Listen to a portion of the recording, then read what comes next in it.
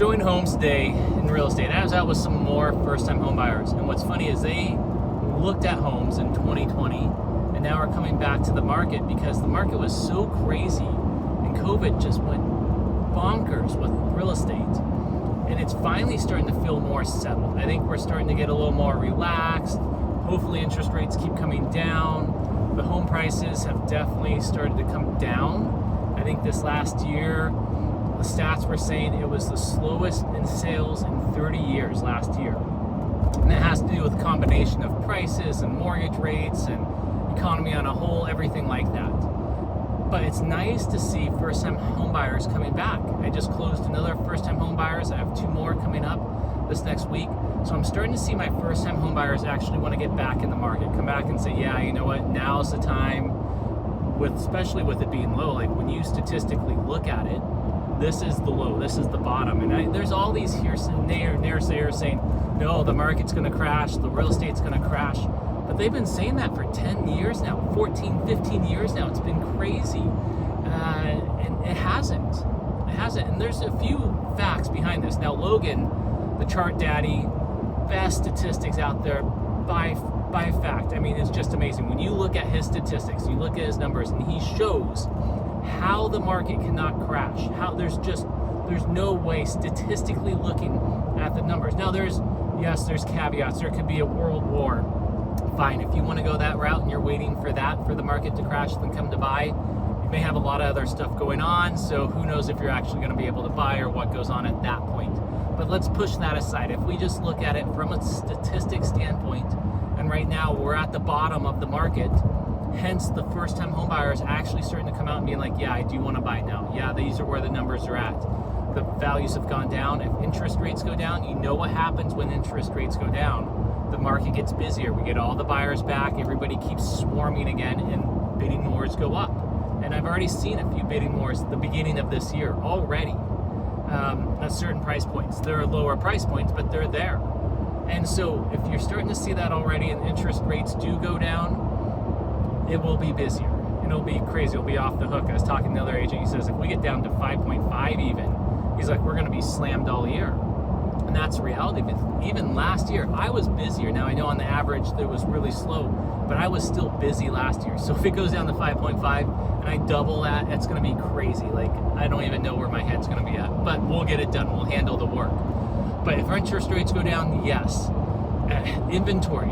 We are starting to get inventory. I'm starting to see inventory, but it's still not as much as it was. Someone says, look at all the double inventory, triple. I think Logan made fun of one guy showing all this inventory. No, if you statistically look at our inventory, it's extremely down. Now, the nice thing is new home builders are starting to build inventory. They built more inventory already for this year with new inventory and lower rates with the programs they're offering to get buyers in the home than they have before COVID, pre-COVID. So that's the good news on new home builds.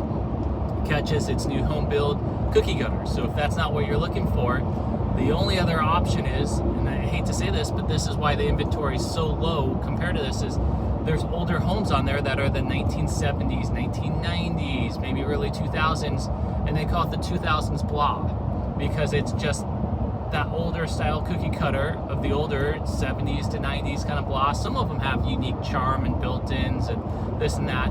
You get a bigger lot with these, and that's the attraction. Is a bigger lot, you actually may even get a bigger home.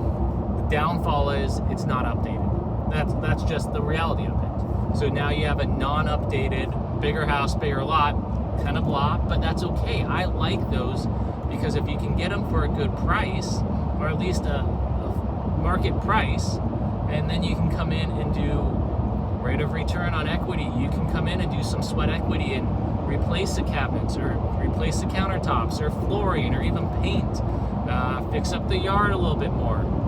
Maybe a new roof down the road.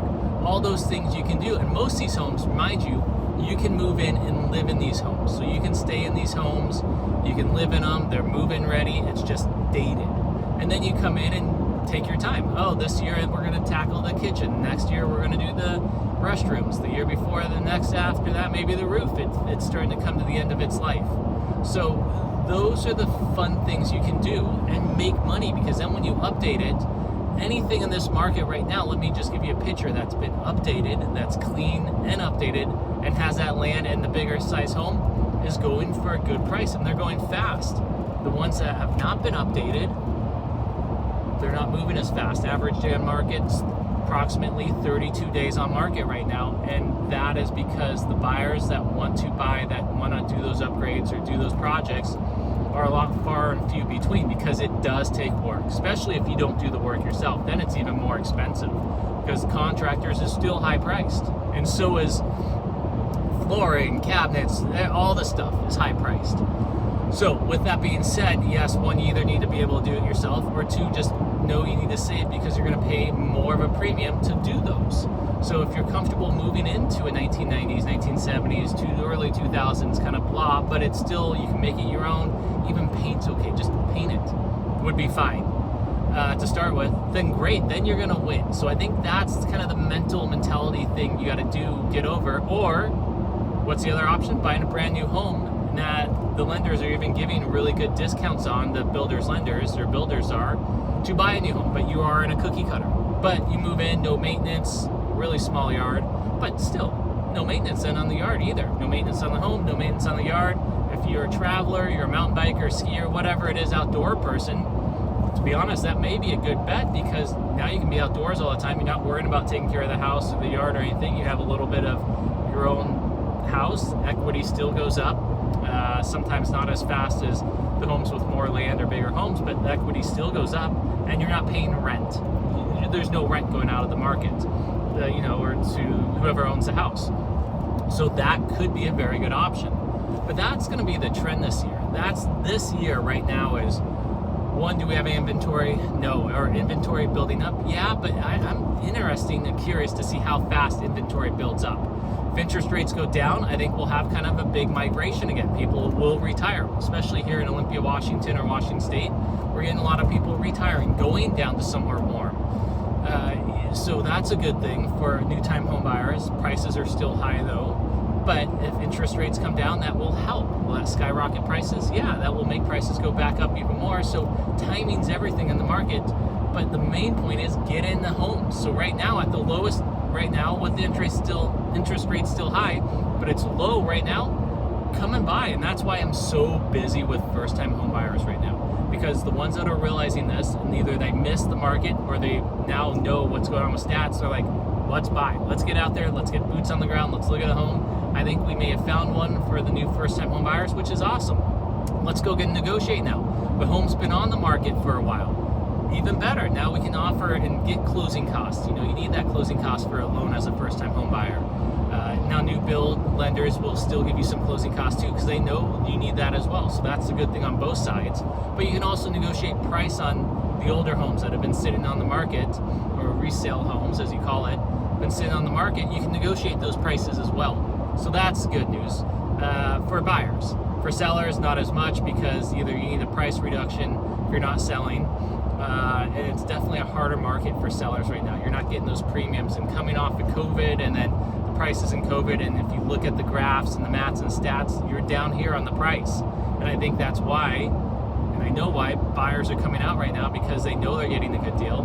They know if interest rates do come down in the summer, you can refinance 6 months, a year later after you get that home, which is great. So then they can get the lower rates, but they don't pay a premium right now for the higher rates. So that's the market trend in the whole. Is, will we get a lot more inventory? I don't know. If interest rates come down, probably. Then we'll get inventory, but then again, the prices may go up. We'll get new buyers? Absolutely. If interest rates come down, even if interest rates don't come down and the market starts to stabilize or settle or go down, I think we'll still see a lot of new first-time home buyers, just they're being picky. New homes or older homes, but they want a discount on price because they know the money they need to be put into that. Or if it's priced right on the market, like I've seen some clean homes that have been updated, priced right, and they sell like that. It's crazy, 3-4 days still. But that's far and few between, because I don't see too many updated homes right now, unless clients have updated their homes and they're retiring.